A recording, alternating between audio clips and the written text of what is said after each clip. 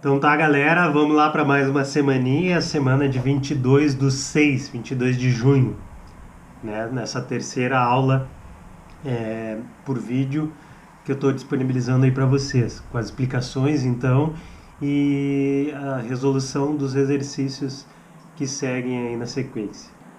Começamos então com a subtração dos naturais. A subtração, então, é o contrário da adição, é a continha de menos, né? A gente diminuir o número maior do número menor. Sempre tem que ser o número maior diminuir o menor. Nos números naturais tem que ser assim, porque senão não teria resposta, né? Daria algum número negativo que não faz parte dos números naturais. Então é o que está dizendo ali no início, que existem dois números que a gente pode considerar, e o primeiro número sempre vai ser menor ou igual ao segundo número, e assim por diante, se tiver mais que dois números.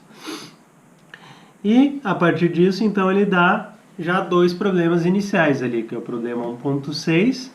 O que diz ali? É um bem simples. Eu tenho 50 reais e uma bicicleta custa 200 reais. Quanto falta para eu poder comprar a bicicleta? Então, a gente tem que fazer uma simples subtração, uma simples continha de menos ali. O 200, que é o número maior, diminui o 50, que vai dar então a resposta 150 reais. 150, né? E ainda tem o problema 1.7, que é: mostre que se o C é menor ou igual ao A, que é menor que o B. Então, o A menos C vai ser menor que o B menos C. O que ele está dizendo ali? Que o C, como é o primeiro que aparece, é o menor que todos. Ele é menor ou ainda igual ao A. E o A ainda é menor que o B. Ou seja, o B é o maior número, o A é o do meio e o C é o menor deles. Então, como o B tem o maior valor e o C pode ser menor ou igual ao A, então o A menos C sempre vai ser menor que o B menos C. Então essa é a explicação. E aí a gente já está mostrando que o C é menor ou igual ao A, que é menor que o B. Que resulta no A menos C é menor que o B menos C. E depois da subtração, que também a revisão era mais isso aí mesmo, não tem muita dificuldade, não tem muita coisa diferente do que a gente já está acostumado. Tem ali já o problema 1.8 até 1.10. O que diz lá no problema 1.8? Vai dizer quantos números naturais existem maiores ou iguais a 37, ou seja, então, do 37 para cima, e menores ou iguais a 72. Então, do 37 até o 72, quantos números existem? Então, ali, basta a gente fazer a subtração, a continha de menos, o 72, já que ele entra, faz parte, menos o 37, que também faz parte. Então, 72 menos 37 dá 35. Então, existem 35 números naturais. Problema 1.9. Quantos números naturais existem em cada um dos intervalos? E daí ele dá ali. Primeiro, daí volta lá nos subconjuntos, né? O parêntese e o colchete. Parêntese, 32. Então, 32 não faz parte, começa no 33. Até o 75, colchete. Ou seja, então, o 75 faz parte. Então, até o 75. Então, basta a gente diminuir 75 menos 33. Dá a resposta 42. No próximo, colchete, 32. Então, 32 agora faz parte.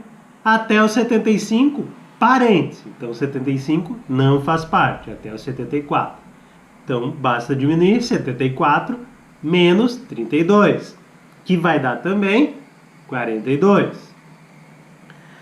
E ainda o último, parêntese 32, 75, parêntese também. Ou seja, começa no 33 e vai até o 74. Então, 74 menos 33, que vai dar 41. E o último agora da subtração é o problema 1.10.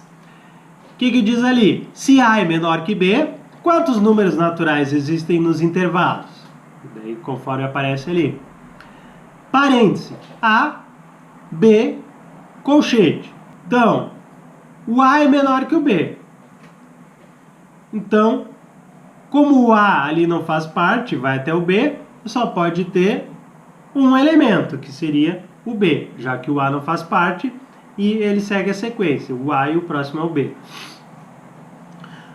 No outro, colchete A até o B. Então, o A faz parte, já que está no colchete, e o B não.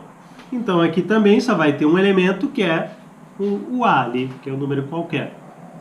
E o último, parêntese A, B, parêntese. Agora tem parêntese nos dois, então não tem nenhum número, né? Aqui seria o vazio. Então, quantos números existem? Nenhum, né? Aí, seguindo, então, ele passa para os múltiplos dos naturais. O que é múltiplo? Múltiplo é fazer uma multiplicação. É pegar um número qualquer e multiplicar desde o zero até o infinito. Por exemplo, se a gente escolher o número 6, faz 6 vezes 0, é 0, o primeiro múltiplo de 6. 6 vezes 1, 6, é o segundo múltiplo de 6. 6 vezes 2, 12, o terceiro múltiplo do 6. E assim por diante, segue a sequência como se estivesse fazendo a tabuada do 6. Só que continuaria a partir do 10.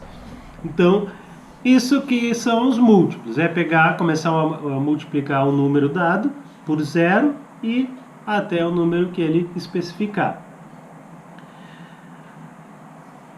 E com isso, então, ele fala também dos números pares e números ímpares. Números pares são todos aqueles que da multiplicação seria múltiplo de 2. É o 0, 2, 4, 6, 8, 10, 12 e assim por diante. Então, todos os múltiplos de 2 são números pares. E todos os outros são números ímpares. Não tem multiplicação por nenhum número, mas também segue subindo uma soma de 2 em 2, mas daí não tem uma multiplicação que dê um número exato. Então ele vai para os problemas. Problema 1.11. O que diz lá? Os números ímpares são múltiplos de algum número fixado maior do que 1? Você seria capaz de justificar de modo convincente a sua resposta? Então é exatamente isso que eu falei. Não tem nenhum número fixado. Eles aumentam sim de 2 em 2, só que, assim como os pares, não podem ser multiplicados por 2, porque o primeiro ímpar é o 1, né? Então daí o maior que 1 tem que ser, né? O próximo é o 3. Não tem nenhum número que multiplica por 2 que dá 3. Até tem, mas não um número natural. Então, não existe um número fixado maior que 1 que a gente pode multiplicar que funcione para todos os ímpares, assim como tem nos pares. Problema 1.12. Liste os 10 primeiros múltiplos do 5. Então, começa sempre no 0, tá? O primeiro múltiplo de qualquer número é sempre o 0. Então é o 0, o 5, o 10, o 15, o 20, o 25, 30, 35, 40, 45. Não vai até o 50. O 50 seria o 11º múltiplo. Então não é isso que ele pede, é os 10 primeiros. Ele segue então a sequência da tabuada dos 5, né? Com exceção do 0, porque o 0 é o primeiro múltiplo de cada um. E na tabuada dos 5, né, não aparece o 5 vezes 0. Até porque qualquer número multiplicado por 0 é sempre 0. Problema 1.13. Descubra quantos múltiplos de 7 existem entre 14 e 63. Então aqui a gente pode ir seguindo a sequência da tabuada do 7, que até fica mais fácil. Então, a partir do 14 daí, né? Depois do 14, inclusive o 14, né? Entra junto. Então, o 14, o 21, o 28, o 35, o 42, o 49, o 56 e o 63, que também entra. Então temos 8 números. E o problema 1.14. Descubra quantos múltiplos de 7 existem entre 14 e 7.000, inclusive. Aqui também a gente podia fazer seguindo a tabuada de 7, só que daí ia dar muito trabalho. Então vamos pensar da seguinte forma. É 7.000 o último. E 7 vezes 1.000 é 7.000. Ou seja, então, se considerássemos desde o zero, teríamos 1.000 múltiplos. Mas, na verdade, 1.001 múltiplos, né? Porque entra o zero. Na tabuada ali a gente desconsideraria o zero. Então, 1.001 múltiplos, considerando o zero. Mas a gente tem que descontar o 7 vezes 0. Tem que descontar o 7 vezes 1, que é 7. E o 7 vezes 2, que é 14, já entra. Então a gente tem que descontar dois números. Então a gente tem 1.001 por causa do zero. E desconta 2, vai dar então 999 números múltiplos de 7 entre 14 e 7.000. Segue ainda, tem o problema 1.15, que são aqueles ali que tem a letra A, B, C e D, que também continua com os múltiplos. A letra A é bem parecida com essa do 7, só que agora é quantos múltiplos de 8 existem entre 32 e 8.000. Então, na mesma forma, se considerar do 0 até 8.000, teria 1.000 múltiplos mais 1, que seria o 0. Então, 1.001. Descarta os anteriores ao 32, porque o 32 entra. Então, a gente vai ter que descartar o 0, o 8 vezes 1, que é 8, o 8 vezes 2, que é 16, o 8 vezes 3, que é 24, e o 8 vezes 4 é 32, então ele já entra. Então a gente tem 1.001, desconta 4, vai dar então 997 múltiplos. Na B, quantos números pares existem entre 3.211 e 6.321?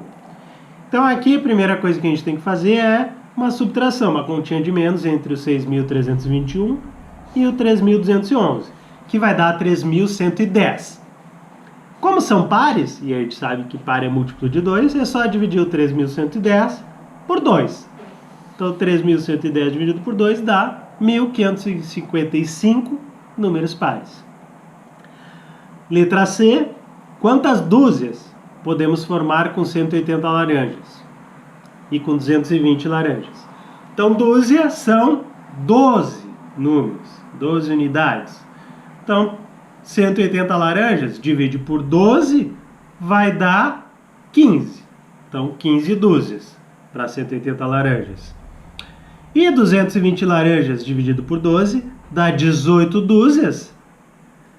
E ainda restam 4 laranjas. Tem um resto, né, que sobra. E na D, quantas semanas formam 280 dias e 360 dias? Então, uma semana são 7 dias. Então, a gente pega os 280 dias, divide por 7, que vai dar 40 semanas. E ainda 360, divide por 7 também, vai dar 51 semanas e ainda sobram 3 dias. E o último dessa semana, o problema 1.16. Seja C igual a 0 vezes A. Mostre que 0 é menor que C, que é menor que 2, vezes C, que é menor que 3 vezes C, que é menor que 4 vezes C, que é menor que 5 vezes C. Ou seja, está aumentando os números, né? Segue a sequência, 0, 2, 3, 4, 5. Dizendo que o primeiro, que começa com 0, vai ser sempre menor que o outro. Então aqui a gente considera a mesma propriedade da adição. Os números de menor valor sempre terão valores menores, uma multiplicação com números menores. Então, o 0 é menor que o C, que é menor que 2, vezes C, que é menor que 3 vezes C, que é menor que 4 vezes C, que é menor que 5 vezes C.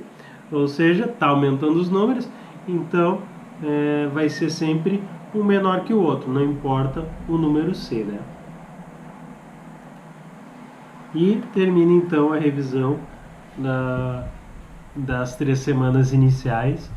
Então até a próxima.